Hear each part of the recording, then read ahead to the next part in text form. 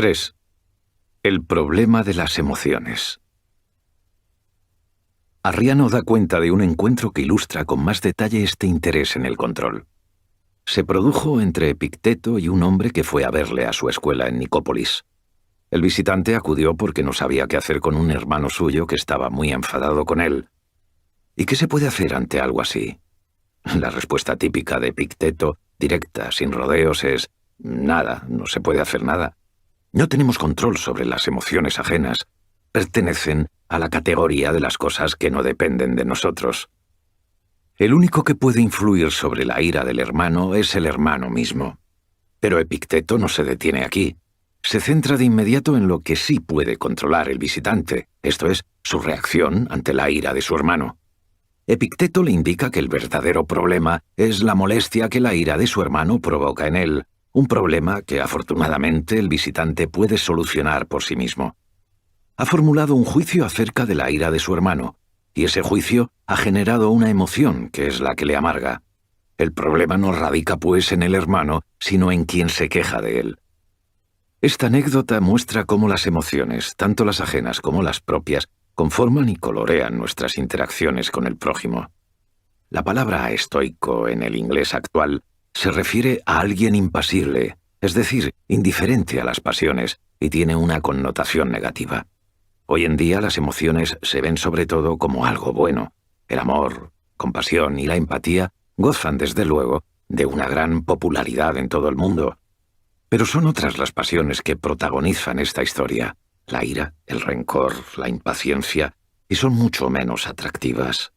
Cuando los antiguos estoicos aconsejaban a la gente que evitara las pasiones, pensaban sobre todo en estas, las negativas. El enfoque estoico del problema de las pasiones es a simple vista muy fácil de entender, pero hay que matizar bastante algunos aspectos para llegar a aprenderlo plenamente.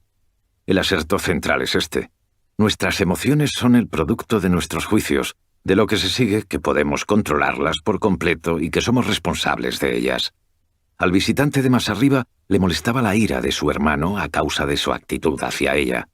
Basta con verla de un modo diferente para que la desazón desaparezca. Los estoicos no afirman, y esto es muy importante, que uno deba negar o reprimir sus emociones. Lo que dicen es más bien que debemos intentar no darles un lugar prioritario. Tampoco creen que baste con chasquear los dedos para que una emoción desaparezca. No es tan fácil como decir: voy a pensar en otra cosa, para que la ira o la aflicción se esfumen. Crisipo comparaba el hecho de estar bajo los efectos de una emoción con correr demasiado deprisa. Una vez que se ha cogido cierta cantidad de impulso, no es fácil detenerse. El movimiento está fuera de control, algo muy parecido a lo que ocurre cuando somos presa de una pasión, de modo que uno no puede librarse a voluntad de una emoción indeseada. Lo que puede hacer es intentar que la próxima no alcance el impulso a partir del cual escapa a su control. Esto se ve muy claramente en el caso de la ira. Cuando alguien se enfada, cuando se enfada de verdad, la emoción lo ofusca y es imposible razonar con él. Alguien que llegó a conocer en profundidad las pasiones negativas fue Lucio Anneo Séneca, nacido en Hispania. Su carrera como consejero en las altas esferas de la corte imperial romana lo empujó a verse envuelto en enfrentamientos con gente poseída por emociones destructivas. Gente que en algunos casos, como en el de los emperadores Calígula, Claudio y Nerón, tenía el poder de decidir sobre la vida y la muerte de un número incontable de personas, entre las que se encontraba el propio Séneca. Calígula estaba tan celoso de los dones de Séneca que ordenó su muerte, aunque se retractó a raíz del consejo de alguien muy cercano que le informó sobre la pésima salud del filósofo. En su ensayo sobre la ira, Séneca dice de emociones como la ira y los celos que son enajenaciones mentales transitorias. Basándose en la imagen de Crisipo, la de quien corre tan rápido que ya no puede detenerse, compara la cólera con alguien que cae sin ningún control al suelo tras haber sido arrojado desde lo alto de un edificio. Cuando la ira, afirma, se apodera de una persona, gobierna su mente. Y esta es la pérdida de control contra la que advierten los estoicos. Andar de vez en cuando molesto por algo forma parte de la vida y apenas causa daño. Estar tan furioso que ya no se pueda resistir el impulso de golpear a alguien es otro cantar, y esto es lo que los estoicos desean impedir.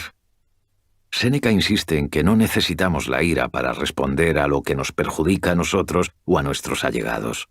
Siempre es mejor actuar con calma, movidos por la lealtad, el deber o la justicia, que por la rabia y el deseo de venganza. Aunque la cólera parezca servirnos a veces de acicate para luchar contra las ofensas, es mucho mejor, según Séneca, hacerlo a la luz de las virtudes de la justicia y la valentía. La ira, como todas las emociones, es el producto de un juicio mental, lo cual significa que podemos controlarla, o al menos intentar que no vuelva a apoderarse de nosotros en un futuro, ya que una vez formulado el juicio, la ira tarda bien poco en convertirse en algo tangible, físico. Séneca la describe como una dolencia inflamatoria del cuerpo. No sabemos qué es exactamente la emoción en sí, pero conocemos sus síntomas físicos: una aceleración del pulso, un aumento de la temperatura, palpitaciones, sudores, etc. Cuando todo esto entra en juego, nada podemos hacer salvo esperar. Los estoicos, al contrario de lo que se cree, no insinúan que podamos o debamos convertirnos en bloques de piedra. Todos nosotros experimentamos eso que Séneca llama primeros impulsos. Se producen cuando alguna experiencia nos afecta y nos ponemos nerviosos, nos quedamos conmocionados, nos ilusionamos, nos asustamos o incluso lloramos. Estas reacciones son muy naturales, respuestas fisiológicas del cuerpo, pero no emociones en el sentido estoico de la palabra. Alguien que está molesto y por un instante se plantea vengarse, pero no pasa de ahí, no es presa de la ira, según Séneca, puesto que aún puede controlarse. Asustarse unos instantes por algo, pero permanecer firme no es tampoco tener miedo. Para que estos primeros impulsos se conviertan en pasiones propiamente dichas, se necesita que una mente determine, mediante un juicio, que algo terrible ha sucedido y decida, en consecuencia, pasar a la acción. En palabras del filósofo, ¿puede dudarse de que el miedo impulsa a huir y la ira a arremeter? El proceso pasa por 3 fases, señala Séneca. La primera, un primer impulso involuntario, es decir, una reacción fisiológica natural que escapa a nuestro control. La segunda, un juicio que sí está bajo nuestro control como respuesta a la experiencia. La tercera, una emoción que una vez nacida no podemos controlar. Cuando la emoción aparece, no podemos hacer nada sino esperar a que su fuerza amaine. ¿Por qué formulamos los juicios que generan estas emociones dañinas? Si piensas que alguien te ha herido, parece del todo natural enfurecerte con él. Séneca dice que la ira es la consecuencia de la sensación de haber sido herido. Lo que debemos cuestionar, por tanto, es la impresión de que esa herida ha llegado a producirse, ya que dicha impresión contiene en sí un juicio. Epicteto lo sintetiza así. Recuerda, para que te hagan daño no basta con que te golpeen o insulten, debes creer que te han dañado. Si alguien consigue provocarte, date cuenta de que tu mente es cómplice de la provocación. Por eso, prosigue, es importante no reaccionar impulsivamente a lo que nos ocurre. Es fundamental detenerse y dedicar unos instantes a reflexionar sobre lo ocurrido antes de juzgarlo. Si alguien te critica, párate a pensar en si lo que dice es cierto o falso. Si es cierto, entonces has señalado una falla que ahora puedes corregir. Por lo tanto, te ha hecho un bien.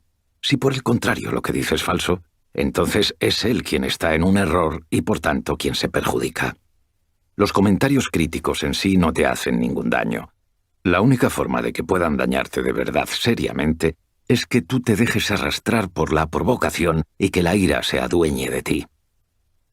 Séneca se centró en las pasiones negativas y destructivas. Sin embargo, hay otras benéficas sin las que no queremos vivir. Una de ellas es el amor, tanto el paterno, el que se siente hacia un hijo, como el romántico entre 2 adultos. ¿Insinúan acaso los estoicos que también debemos eliminarlos? No. Para ellos, el amor de un padre por su hijo no es una emoción irracional que deba evitarse, sino un instinto natural más o menos universal. Tendemos por naturaleza a cuidar de nosotros. Vamos en pos de todo lo que necesitamos para vivir y evitamos aquello que nos perjudica. Este instinto de autoconservación se extiende a todos nuestros semejantes, a los miembros de nuestra familia en primer lugar, pero idealmente al resto de nuestro prójimo. En lo que respecta al amor romántico, podría decirse que una relación saludable es aquella que se basa en la necesidad natural de compañía y de procrear, y una tóxica la que se basa en emociones negativas como los impulsos posesivos y los celos. No, los estoicos no pretendían de ningún modo que la gente se convirtiera en bloques de piedra impasibles. Así que seguiremos reaccionando como siempre a lo que nos suceda, dando un respingo, estremeciéndonos, asustándonos momentáneamente, avergonzándonos o entregándonos al llanto. Seguiremos también manteniendo vínculos afectivos fuertes y preocupándonos por los nuestros. Pero no alimentaremos las pasiones negativas, las emociones como la ira, el rencor, la amargura, los celos, la obsesión, el miedo incesante o el apego excesivo. Estas son las cosas que pueden arruinar una vida, las que, según los estoicos, es recomendable evitar.